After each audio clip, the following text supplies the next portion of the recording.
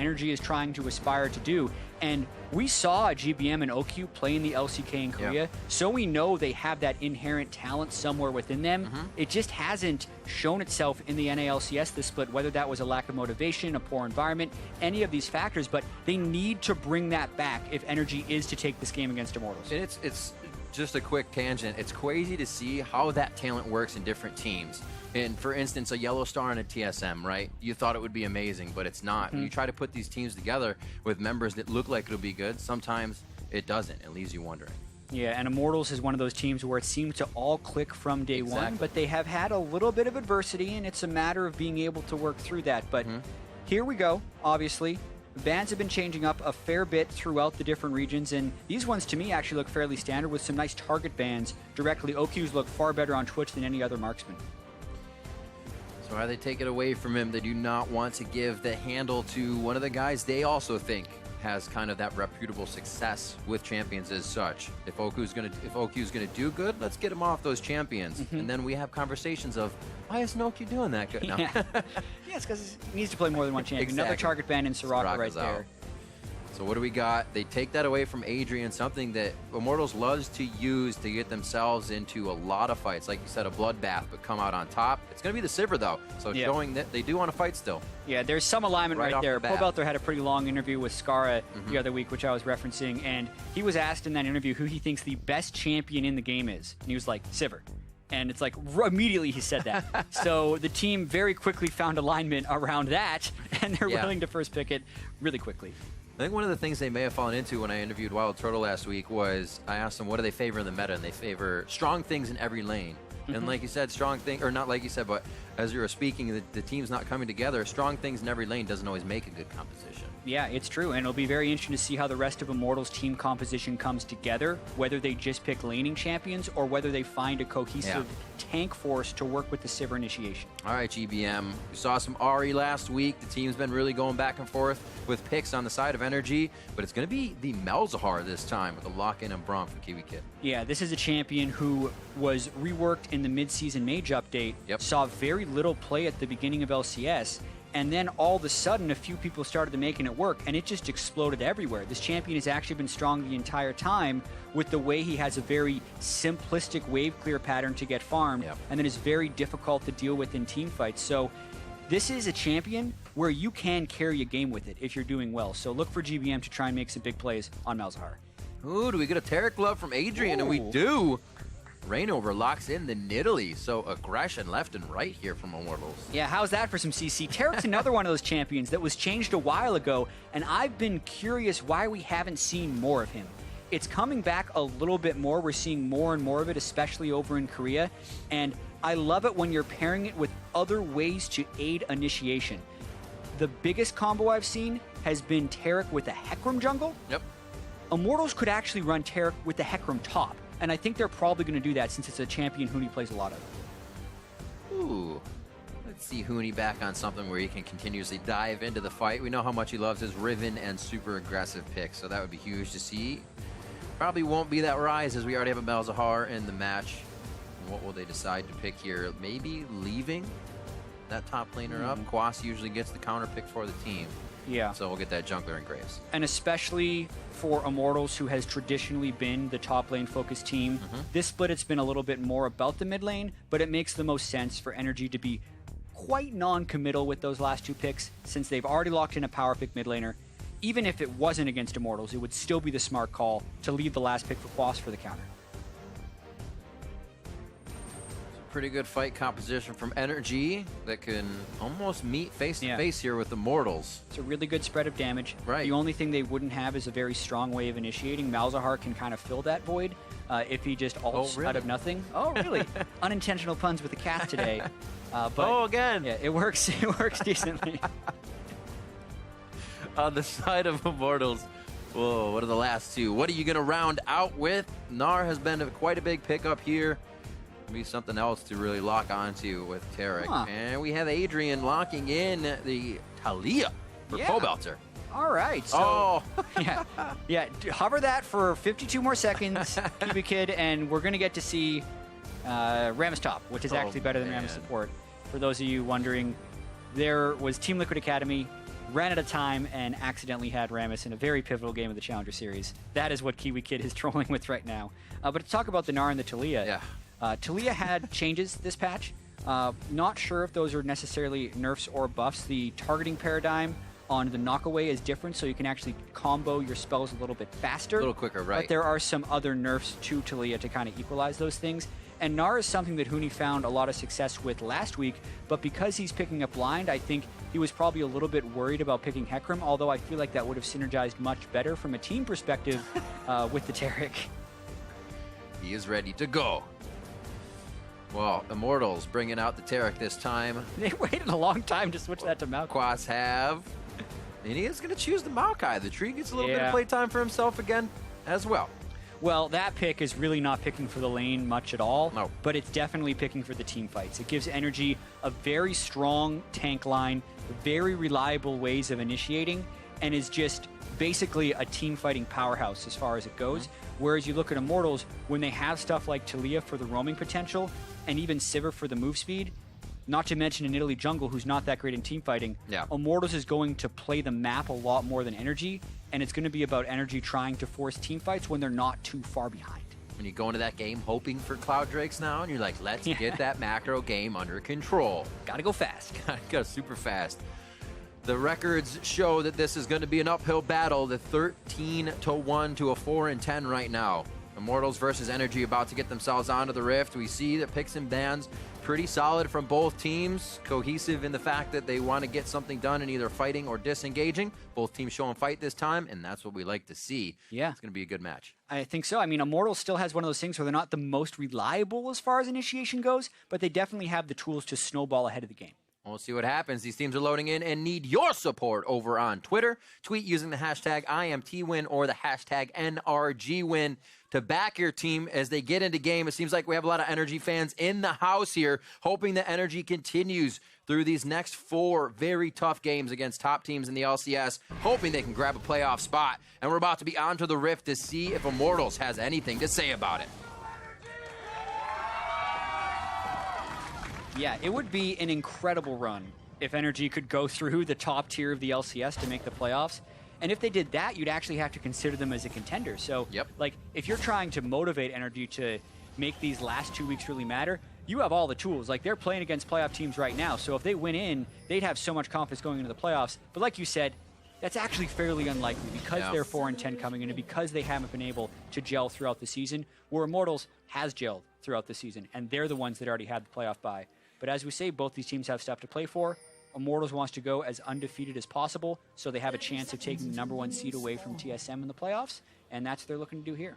It's one of those times when, man, wins here really matter, more so in the beginning of the split. If you took pressure off, if you got this win early, you'd kind of be able to sit lax here. But now there's even more pressure. You have to force yourself into one of those playoff spots. Here teams are going to test might a little bit in the river as they head back and forth. Prolific Visions over onto Pobelter as they know they're not going to be able to finish pretty much anything off here. All that to get 1 ward on the Gromp for NRG, which is still relatively effective. They didn't die for it. They didn't lose any summoner spells. And they only took a little bit of damage. They incurred some risk to get that level 1 off. And what it does is it somewhat secures knowledge for the lane swap. Because if a duo lane is doing the safest lane swap strat possible, they would either invade you to stop, or the safest one possible is just do their own camp, and they can stop them from doing the Gromp since they have vision of it. And even with the ward here, they know they're not doing that, so they're actually 1 or 2 men invading to try and stop this jungle path, but they're a little too late. Seems like they break off. If they were to see more, maybe the potential kill, but now he can get back and potentially not miss any. So good timing there from Oku. Seems like OQ. I'm going to keep messing that up, and I don't know why. Yeah, something a little peculiar happened right here. Basically, a lot of times you expect the jungler to stop on what is the weak side, which is where the top laner is going to be swapped against, so that he can clear that jungle right away and then move on to the rest of the map. Here, that's not where Reignover started. He started on what is his strong side of the map, and now he's going late to his weak side. So if he's a little bit low, he's in danger of getting invaded by Santorin, but that would require Kiwi Kid to be there to help with the invade. Normally, you could just 2-man invade this and then prompt dive on the top lane, but it actually looks like NRG is going for a delayed 2v2, and they're going to lane Braum with Maokai. And Santorin's going to do the invade, but he just doesn't have health. He's going to see the pathing now of Reignover. This may actually be taken out. Reignover has Smite, can't get into range as Santorin plays kind of goal side to that. And Reignover on Nidalee out of blue. Yeah, I mean, that's the inherent danger of Reignover's pathing. He was trying to go towards what should have been his weak side of the map, and he was keeping himself pretty low on health. He tried to rush to the blue buff, so like he knew the invade was a possibility, and he just gets burned. And now Kiwi Kid's actually going to try and stop him at red, and he's already used Smite for the heal, so he's going to get pushed off this too. Oh, second guess. Santorin almost second guessed his as well. Oh no, GBM's not there for lane pressure. GBM says, I'm not, I back. And it looks like top side, Huni decides to stay and actually put pressure onto this turret. It may cost him his life instantly, or I'd rather say very rapidly trying to charge his Narbar ups. He knows he's going to get dove. Yeah, OQ took a turret shot there, so if they get aggro, it has to be Santorin. Teleport in to try and trap Huni. He will go Mega. He bounces out, gives himself the distance. Oh, cannot get it through with the attack. Looks for OQ on the wallet. Yeah. Doesn't even come through. I actually think this is a pretty heavily mismanaged early game by Immortals. They had the early game knowledge, but they started with the greedy jungle path, and maybe just because NRG seems so random in what they were doing with the way Kiwi Kid was running around, but because Santorin's invade worked, Huni then didn't respect going off the turret. Right. He did technically deny assist gold on first blood, which is about 200 gold he denied by only dying to OQ. But it's not like you're denying that much when you give first blood to the opponent 80 carry. So great start for NRG. So we'll see this one more time as it comes in. Immortals or Huni rather, trying to draw this out. Yeah, he knew Santorin and Maokai were coming in from behind, so he was dead either way, and he thought maybe I can get a summer spell or a kill. He gets the heal, and he denies the assist gold. As far as being in that exact situation, he got a decent output, but he shouldn't have been in by that turret in the first place. So, looking at what Immortals could have done, what's the result if all of that worked? The strong side to weak side, how far do they actually come out ahead if it works? So they actually would jump a little bit because they'd basically get to control 3 quadrants of the jungle. Okay. At the very start of the game, Adrian invaded the blue buff side of NRG, and that would have technically denied that from Santorin. And then if Reignover can clear his blue before Santorin invades, Santorin would have lost out on a lot of time, and Reignover would have supercharged him, which is like something Reignover is usually really good at predicting, because once he gets a small edge on the enemy jungler, he will cycle through the enemy's jungle over and over again and never let that guy catch up. So I kind of understand why they went for it, but it did not work because Santorin invaded at the right time, and then they made the second punish by killing Huni at the turret, who was trying to just be greedy with experience. Since he knew that Quas was going to back off and was not getting as much farm, he was then making a greedy choice to try and get his own advantages. But both of those were punished by NRG. Bit of the backfire there for Immortals. Good CSing by Pobelter in mid, and a bit in the jungle as Reignover continues the power farm. Keeps him up in gold, but it's very, very little right now. So anybody's matchup. Lanes have swapped back before any turrets were taken down, especially after that dive. You figure they would have taken top, but no go. We're into standard lanes now. And this now becomes a very difficult lane for Wild Turtle and Adrian. Tarek synergizes very well with like really good melee engagers. He's not that spectacular of a laner, and we have Wild Turtle who backed on a Cull, and OQ who backed on a serrated Dirk because of first blood. So without jungle attention, NRG should be bullying this lane against Immortals. In the past, they haven't been able to really punish CS advantages or early kills, but this is another one of those opportunities where they should be able to punish. Long walk back to that tower for OQ and Kiwi Kid if they get hit in the right spot. Reignover is on the bottom side of the map. It looks like they're actually really happy at keeping this at just that 75% mark and farming it in front of the turret. Yeah, as long as they can keep the wave in this position, it is very difficult for NRG to punish. So either OQ needs to shove that wave all the way in and start harassing under turret and basically wait for it to bounce back, or he's not going to be able to punish the wave. Up for Reignover, or rather Pobelter in the mid lane, giving him the aura from Raptor Pit to clear some waves. Not too much gank on that mid. We saw Kiwi Kid with a very early pressure there, Santorin with a visit to clear a ward, so it may actually pop off in a second. We got a little bit of action as they have hit level 6 and 7 in that spot. Yeah. Well, they know Cross is level 5. It would be a very greedy gank. It's so hard to kill Maokai, especially once he has his ultimate. So basically what happened there is Cross at level 6, and Immortals thought, no way we're ganking this. It's unfortunate. Oh, they're pinging it again. Some of the timing is going against them, and no teleports to come from Pobelter. I mean, he could fly up the map. Yeah, he would have needed to have started the roam a little bit already to make the scene, but they're going to try and go in it with 2. Huni's going to try and get Meganar, and they're going to go for it. See how he uses Twisted Advance here to dodge out on some of the damage. Slaps up nice against the wall. The Wallop follows up, and it's actually the crowd control now mitigated from the Vengeful Maelstrom. That's going to be a kill onto Huni, and Rainover almost goes down, but he eagle-eyes the kill on Quas. And that just goes to show how difficult it is to kill a level 6 Maokai. Like, Huni got the perfect CC chain, going Meganar and getting the instant stun, and they still can't kill him because he had his ultimate up for the damage reduction, and if Quas would have been a little bit better with that final juke, he would have gotten a kill for nothing. And you knew what they were saying. Yeah, I got Narbar. Let's actually go for it. Yeah, Quas pops his ultimate very early, which is smart, because the minion wave was going to run out if they decide to wait for his ultimate to go down. Looks like... Oh, that heal, though. I need to watch that again, but it almost looks like Rainover didn't get his Q off, which could have been execute damage, or he didn't, it just didn't do that much damage because he's a low level. Either way, that max rank Spirit's the only thing salvages the gank for Immortals, because technically they get more team gold for that since they get the assist pool, but as far as the resources dedicated, that is another win for NRG. With all that being said, though, Riv, they're up 300 gold. I know, still, it's crazy. Immortals fighting the bottom lane as well. A quick Raptor cloak by from Quas immediately as he goes back. Nice stand behind me from Kiwi Kid to try and stop any return damage, but the culling doesn't exactly hit on Wild Turtle. So that all fizzles out. Immortals, they keep coming up short on things, but then they keep having the lead. Is this the point where it turns? Come up a little short on killing Pobelter. Gonna call for the TPs, and both of those are stopped in the mid lane.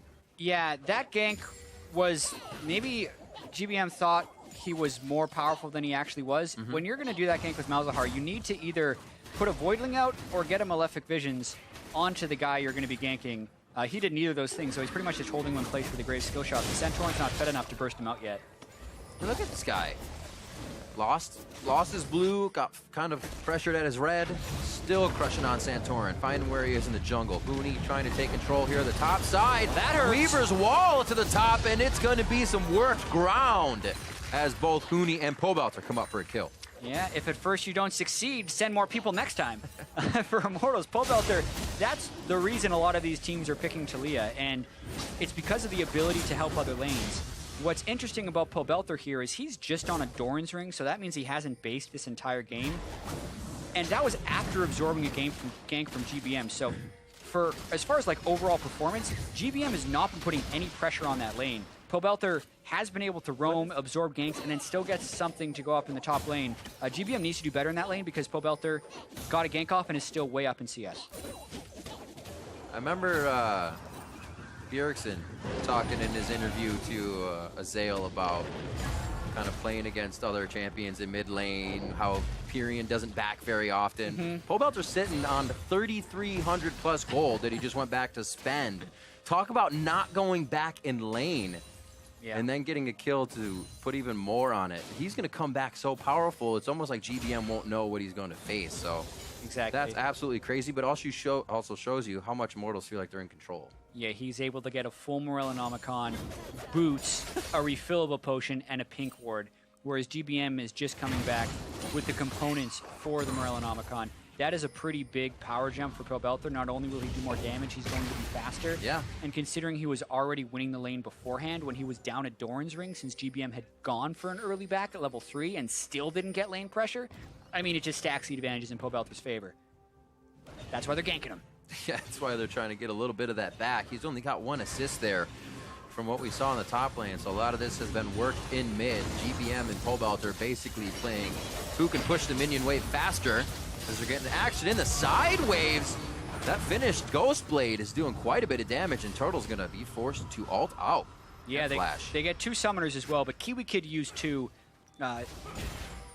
Wild Turtle backing here will hurt his overall CS score, but this is actually another one of those situations where they're doing quite well in what should have been a disadvantaged matchup. Oh my word. Some good harass. Very good harass, even being pulled under the turret for it. Black Cleaver first for Huni. Love it. Just go for damage. Everybody damage this game. Let's see what happens. 2,000 gold lead. Lanes are pretty much pushed up, and Pobelt are starting to creep up. This is super interesting, actually. They're sending their whole team here, if only a little slow. Pobelt is going to go first to cut Quas off. Well, he's in trouble. If nobody responds in time, they're going to come up with a second turret on this as well. It's not like they cut too many off. They're just really good at getting somewhere. Now they're kind of taking time. No ignite here. That's the Morello Namicon, but it will hurt Quas on the auto attack heal.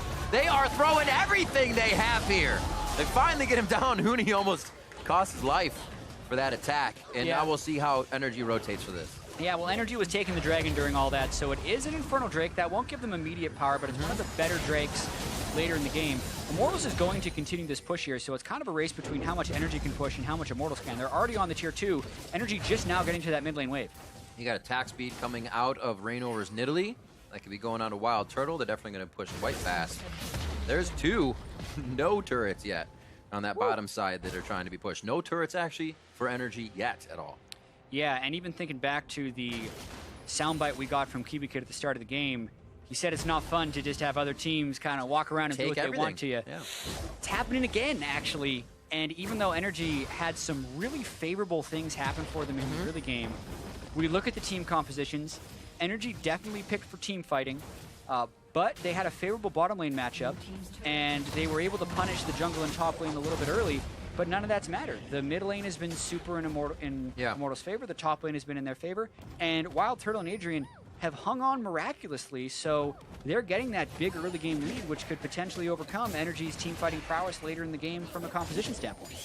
It's weird seeing everything Santorin did in the early game, and then you have teams like TSM, like Immortals, that always choose the right thing that seems to put them ahead, that makes it seem like nothing actually was ever wrong. They always find that one instance. Here, it seemed to be continuously going top, throwing off energy, and making sure that they could just keep that macro play. Absolutely. Some of the bets that Immortals made weren't paying off, but then you look at NRG and they weren't making any bets. So they just kind of allowed Immortals to get ahead through like even smaller things over and over again, whether that's Pobelter staying in lane for a super long time and GBM not having lane pressure.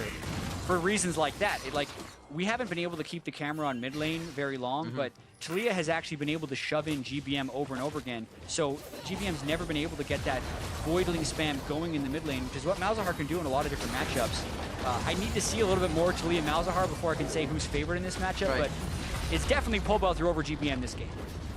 Pushing the wave, controlling what's going on, you are absolutely correct. Usually we see someone say, I'll just flick Victor, laser the Malefic Visions, we'll be good to go, be able to do everything, but he's doing it here, continuing to volley, work the ground, and keep the minion waves pushed. 154 to 124, a bit of a lead for OQ in that lane. If they can get him into some fights, we'll see his power of that Youmuu's almost taking out Wild Turtle in a few instances already. But a 4,000 gold lead mounting before 20 minutes, it's pretty big. Yeah, the one thing NRG has is the Infernal Drake, and they're probably just going to try and stall it out. Like once GBM, he already has a few items, like he will be able to clear the wave. Unfortunately, he's already lost his first turret, and the team itself is down 4, so like their defense is already mostly broken, but really late game, it's still super hard to push into Malzahar. So at this point, that's kind of what NRG has to rely on, and that's kind of been a story of their season. It hasn't worked very well, but they still have a chance. Boss gets a good ultimate, mitigates enough damage. That's what you kind of get Immortals, or rather who your opposing team would be, to take that one step forward, to push a little too hard. NRG looking for that fight now, but also trying to look to break down some of these outer turrets. Gold sitting right in front of them the team can pick up. Just so hard to get with full 5 Immortals members on the map right now. Infernal Drake is going to be next again. Probably something the teams will be going after. Null Zone actually goes down this time. The knock, wow, they used quite a bit. 4 ultimates to get that down. We're going to see a TP from Quas actually stomped on that as well. Yeah, they got him though. They used 4 ultimates for it, and the question would be whether or not Immortals is in position to punish and do anything about that. And I don't think they immediately are. So that is a decent-sized win for NRG to go for that. The punish is going to be Rift Herald, which I think will have longer-term implications. And that's another one of those things. Immortals always kind of having the right response. Snooney, that will be his. Like you said, the right response. Like something happened, well, this is the correct way to get out of it. And grab Rift Herald, and it's actually a long one. It's almost like they put these things in place. Not that they had that in mind, but they're saying if anything else happens, now we can rely on the Rift Herald push from Huni. We'll be good. We saw that we actually had an opening there. Always adapting, always making the other teams react, and it's a really tough place to play from. Yeah, Immortals always able to keep the pressure up since they've been on the LCS. Huni getting better and better at this Gnar. Gnar's an interesting pick. It hasn't really caught on in many regions outside of Europe, where it's literally being banned in a lot of European LCS games. I've actually found, this is a bit of a tangent, but I've actually found the global meta to be so fascinating this year, because in years past, at least kind of season 4 and 5, they're going to go for Santorin. He has to burn flash to dodge the turret stun, and I think Immortals actually going to get this turret. But in years past, everyone's just been like, you know what? Korea is the best. We're going to try to emulate Korea as much as possible. Right. But then last year at the World Championship and this year at MSI, I think throughout those tournaments, it was kind of shown that the Korean meta that they developed throughout their split wasn't the best strategy. And Korea actually adapted mid-split and then still won because they have such amazing teamwork and like coaching structure and infrastructure. But the fact that Korea's read on the meta hasn't proven to be the best is giving a lot of these other regions freedom to believe in themselves. And it's created these pockets of meta picks. Like in the spring split, it was NA with ranged supports. In EU, a little bit of it is Gnar. And even this week, the emergence of like this Kassadin Fiora 1-3-1 composition that has terrible waves for the early game, but teams are getting away with it. And I just can't wait for that to interact kind of on a global stage, or even when some teams take a pick from another region and bring it into this one. Because it's proven success somewhere. Therefore, something about it's got to be good. Oh, Q. I don't know if he's going to like this fight too much. Oh, actually the boomerang missing. Doesn't let Hyper charge up well enough. This is going to be a kill onto Huni as they go in for it. Wow. Oh, my goodness. Going pretty hard. They'll get him on the slow. They make sure it reaches the wall. But I love that conversation you're having, because there used to be worlds where it'd be Triforce. Everybody built Triforce. Pole Belter's going to go down as well. No, Pole Belter doesn't go down. Adrian, he tries to get there in time, cannot save him. Onto Kiwi Kid now. Quas onto the turret with tank on, and it looks like he's going to be able to get out of the turret range. Back and forth with the aggro of the turret as they find Immortal members. And now the question is, does Immortals know the right way out of this one? Yeah, and as we're in this la-la land of discussion about meta picks, NRG actually makes a very big play to try and get themselves back in this game. They catch Huni. Immortals all try to use their movement speed abilities to get there, but they don't do it in synchrony, so they come one by one. And then NRG is quite honestly able to get a lot of kills. They can get the turret after that and then still push out waves, and they substantially close this gold gap. This is when you think you're actually going to have the upper hand. I've caught their AD carry-out. All right, everybody move into position. It was careless, though. He missed that boomerang on OQ, which would have pushed him back. He does a good job of delaying this one, but maybe that just baits the rest of Immortals to thinking they can come at him because they're able to burn the Braum ultimate, and they think they can kind of turn this. So now watch Pobelter. He's actually spotted by wards, so NRG knows this is coming before the ultimate comes in, and he can't get enough damage to kill off anyone. And in the split second before the Taric ultimate would trigger invulnerability, it's a 2.5 second delay. Pobelter goes down. So Adrian's ultimate is actually useless, and since Pobelter's dead, Wild Turtle, who snuck in under the turret, doesn't have any damage to help him off. So it's just this chain of events that consistently go wrong for Immortals, and it allows a lot of energy to pick up kills. And it's Santorin who gets 3 of them. They got a lot of physical damage is going to be coming through with kills, and they're going to look to make that happen for some turret kills, I think. At 3K down, can they make Immortals play reactive, however? Top lane already being pushed by Turtle, giving NRG something to play with on the plate. They have to take care of that.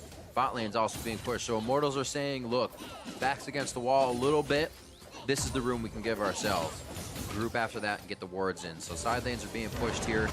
21 minutes in, NRG kind of bite back a little bit, but I don't think they're in kind of any range to engage for themselves. Still very, very strong pole belter. Huni is still gigantic in that top lane. NRG has a little bit more work to do. They're definitely not in a rush. Nope. One thing that would need to happen, which is going to be really hard for NRG, is to get Quas to a place where he can be a meaningful tank in a team fight. He's fallen very far behind in the lane phase, and because he's up against a Black Cleaver Gnar, it's also hard for him to farm. So if he can get to a place where he's a meaningful team fight tank, then NRG can realistically come back in the game. That's going to be very hard to do, and Immortals is going to probably move towards Baron and Dragon control throughout the next 10 or 15 minutes to try and make this lead insurmountable. thinking of what else in that top lane, be a Trundle or something. Maokai's working. Just interesting to see NRG, how they go from week to week, changing picks. Thinking the Maokai will be good here, and it is. You're going to get rushed on by Immortals, so why not try and mitigate that damage with Vengeful Maelstrom? Yeah. Interesting to see what their thought process is as they come in from week to week. Words.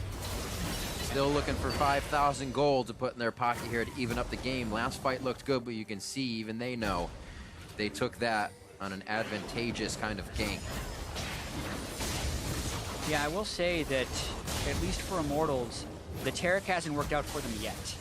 Adrian hasn't been able to make any nice-looking plays, so basically they've gotten a somewhat weak lane and ineffective ultimates in team fights. The potential is there if he can get it on Reignover or Huni as they're diving in, or even on Pobelter, but he hasn't been able to line up those really big delay abilities in the right fashion yet.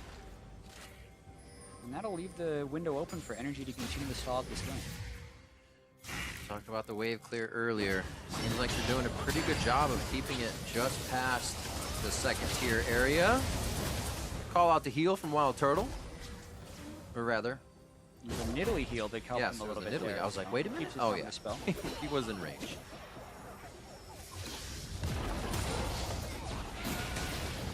Whole bunch of, are you going to be here? Immortals are kind of peering through the window right now. They're like, can we get in at this spot? Can we get in at this spot? Hey guys, come over here. We can get in here. Yeah. They're just kind of waiting out NRG, as much as NRG is trying to wait to get themselves built up. Exactly, and the more Immortals goes back and forth, the more pink ward vision they can cover, and the more times they can consistently sweep the jungle of NRG to make sure their vision is blacked out. So you can see now, Reignover had guessed the vision was blacked out. He had guessed correctly. Yeah. But there's a blue trinket on OQ, and he popped it in the back. Here we go. Oh, they're cutting off GBM. He flashes over the wall. And right back on Huni. Null Zone is down. Going to do some nice damage, and he's not close to even gnawing out. Kiwi Kid flashes in for the ult. Crowd's ready for NRG to follow up, but it's Immortals who's ready to turn this one around. Pobelter working ground on the bottom side as the boomerang cuts through Quas, but the tree still stands. And now they look each other in the eye in mid lane, nobody wanting to take the resulting fight now. OQ backs up after taking quite a bit of damage as well. Huni on the edge of gnawing out, but he doesn't want to go in. He just gives NRG the time of day, and it looks like both teams are going to separate. What a close fight. I would say that was by far Adrian's best Taric ult of the game, because it came right at the point where NRG was going to try and finish their initiation, and it's what allowed them to turn on Kiwi Kid and push Quas out of the fight. From there, though, it was really kitey back and forth, and there was no reliable way for Immortals to reinitiate, so they couldn't actually get many kills. They will get the Cloud Drake here, and that's huge as far as starting fights. Woohoo. Let's see this again. Yeah, so the very start of it, he decides to not go all in because he would be basically suiciding if he goes straight in, but then Huni's ahead, and Malzahar ult does some percentage health true damage, so it gets Huni pretty low. And I love the Kiwi Kid ultimate, however, I don't love the follow-up after the ultimate, because they needed to respect the 2.5 seconds from the Taric ultimate, and Kiwi Kid did not necessarily need to die there. Then the chase comes, and it's really all about who can land the right skill shots here, and not many of them do actually land. Open dashed through Talia's stuff right there, so he took a whole bunch of damage, and then Huni nearly drops. Crazy that he goes back in for that boulder toss, but he got Meganar just the right time. What a fantastic back and forth. Pobelter, I like how Pobelter went for OQ. It just works out that Lucian wants to dash on your unraveled earth. You saw how much damage that was. Oh, still see Pobelter, or rather Reignover, as he wards the bush. Pobelter hovering just below the team. He's actually warded out as he comes up. He might be caught by GBM. Those two are back and forth. Top laners TPing. They're like, we want to help GBM, but GBM actually gets himself in there. Takes the kill for himself, comes back to help the team, walks in slow. Santorin flashes out, the boomerang goes through just about, and they're right in perfect range for Ricochet, but maybe they can't deliver the damage, and the Malefic Visions eating people away here. Reignover over the wall, kills back and forth. He comes in for another swipe, and the heals from Adrian, keeping people alive along with just back and forth. Woo!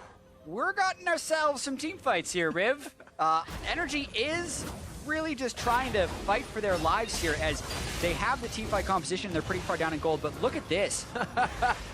He tries to hop off, and GBM's just chilling there. This time he is able to prep the Voidlings before his ultimate, so the Voidlings actually hit during the ultimate, he can kill him. But then is just a big mess of AoE in there, and you can see Quas isn't quite tanky enough, but then GBM does arrive to the fight, and he gets a lot of Malefic Vision damage off, but Rainover played this fight tremendously. Gets the execute, flashes to the side, and then picks up a triple kill by javelin tossing and then leaping over the wall. Really slim margins for him to make that fight work because it looked like it was going to turn in the favor of NRG. But Rainover just played the end of that fight tremendously. Need more eyeballs to see fights like that. It's crazy. So many people going down. Like little last hits. Holy moly. And a lot of flashes expended all over. Looks like Pobelter's the only one with his up on the side of Immortals, and they're all looking to come back up on the side of NRG. So dangerous times here to be roaming around. Most of the teams will be sticking together. Still a mid turret to drop down. NRG's having some trouble opening up the rest of the map. They're able to pick up the side gold. And they've kept it about a 5-6K down. It matters less and less as the game goes on, that 5-6K down. Yeah. But as long as they can scale up and get their core items. Especially if GBM's able to solo kill Pobelter to kind of negate the gold advantage that Immortals is sitting on in the mid lane. Like, Pobelter's a good 1,500 gold ahead of him, so you remove that, like, the gold lead just gets smaller and smaller if they're able to do stuff like that in team fights. I should also note Quas put his Zerop portal down in the bottom lane, so he's trying to suck Huni down there since they know the teleport is down. They're trying to move this into a Baron take. Immortals have got to react quickly to this, otherwise Baron's going down.